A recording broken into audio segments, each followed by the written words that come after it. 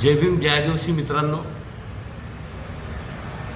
या व्हिडिओच्या माध्यमातून मनोज जरांगे पाटील साहेबांना माझी विनंती आहे आणि आदिवासीचं वकीलपत्र त्यांनी घ्यावं आणि आदिवासींना न्याय मिळवून देण्यासाठी प्रयत्न करावे अशी माझी प्रामाणिक इच्छा आहे. आता गेल्या सतत आम्ही बघतो, पाटील साहेब तुम्ही धनगर समाजाचं वकीलपत्र घेतलं असं आम्हाला कळायला लागलं.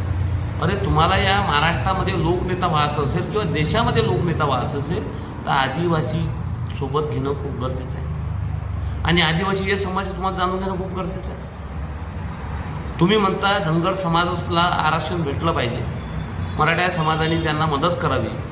मग महाराष्ट्रामध्ये आदिवासी राहत नाही काय?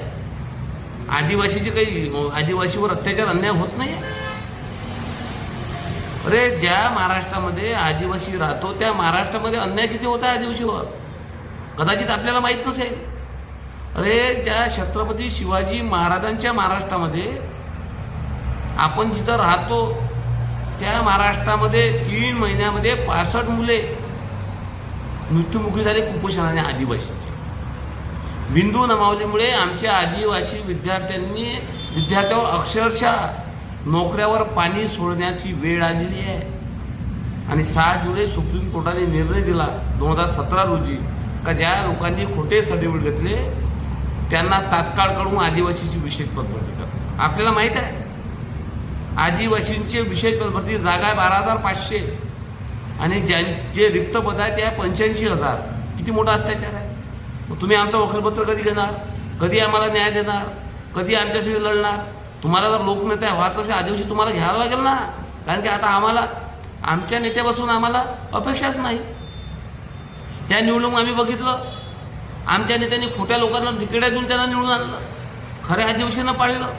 म्हणजे त्यांना आदिवासीची कीव येत नाही. त्यामुळे तुम्ही आता धनगर समाजाचं जसं वकीलपत्र घेतलं तसं आमचं सुद्धा वकीलपत्र घ्या. आमच्यावर जो अन्याय होऊन राहिला याच्याशी लढा. पुरा महाराष्ट्रातला आदिवासी हा तुमच्यासाठी उभा राहील, युवक उभा राहील आणि तुमच्या पाठीमागे लाखोच्या संख्येने उभा राहील ही तुम्हाला मी ग्वाही देतो. अन्याय अत्याचार कमी होत नाही आहे, दिवसानं दिवस वाढत आहे. खूप प्रश्न आहे, खूप अन्याय होत आहे.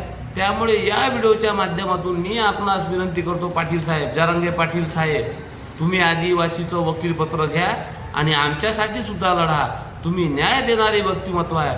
त्याच्यामुळे मी महाराष्ट्रातला एक आदिवासी युवक म्हणून, संघटनेचा एक जिल्हाध्यक्ष म्हणून आपणास विनंती करतो, आदिवासीचं वकीलपत्र घेऊन आदिवासींना न्याय द्यावा हीच विनंती मी तुम्हाला या व्हिडिओच्या माध्यमातून करतो.